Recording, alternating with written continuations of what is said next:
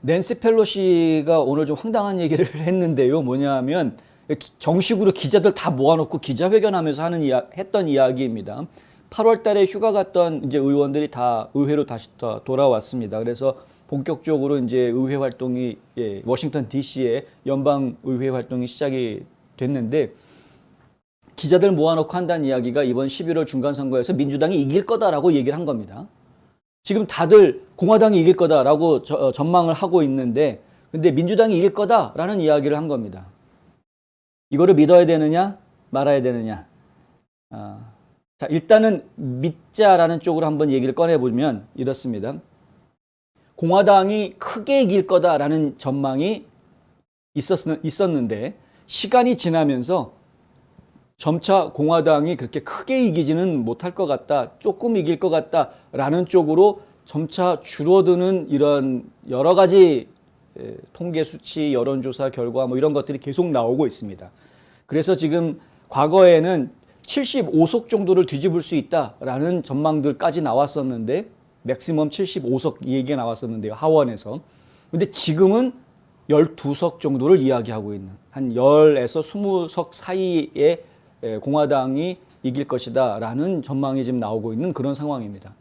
이게 지금 중간 선거가 가까우면 가까울수록 공화당이 이길 거라는 예측이 점점 줄어들고 있는 상황이죠.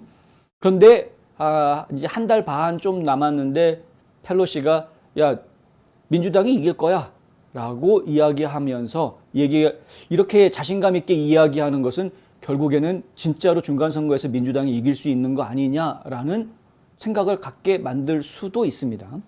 뭘 근거로 그런 얘기를 했냐 하면 지난 12일 동안 12개 도시를 방문했다는 겁니다. 본인이.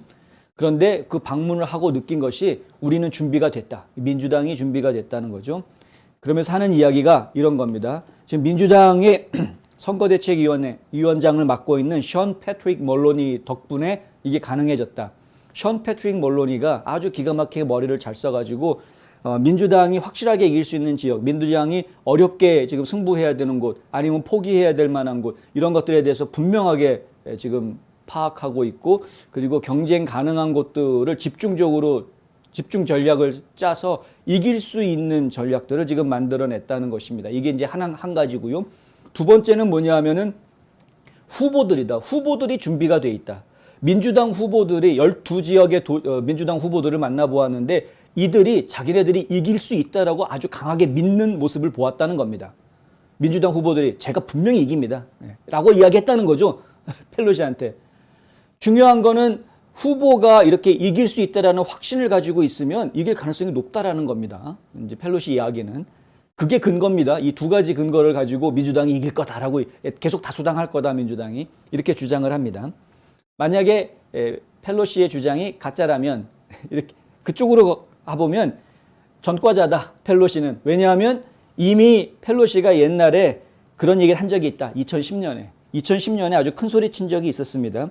그래가지고 뭐 선거가 벌어지는 그날까지 2010년에 야 민주당이 이긴다라고 큰 소리 쳤는데 그런데 결과는 63석이 뒤집혔습니다.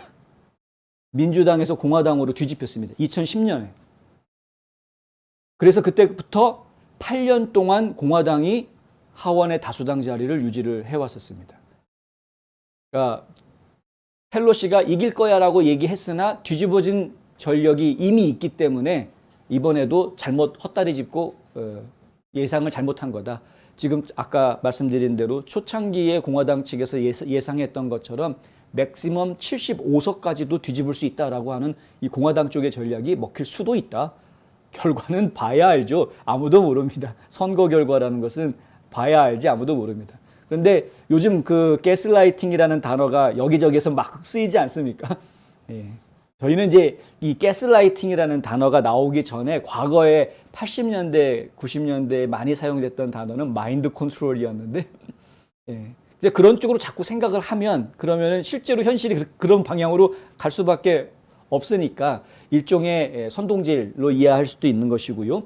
그리고 지금 댓글에서도 지적해 주신 분들도 계신데 그것이 일종의 부정선거를 저지르기 위한 안개작전, 밑밥 뿌리기 뭐 이런 것일 수도 있다 이게 이렇게 이해하실 수도 있겠습니다. 그러니까 그건 저희가 봐야 아는 거죠. 결과를 봐야 아는 거죠. 지금으로서는 알 수가 없다.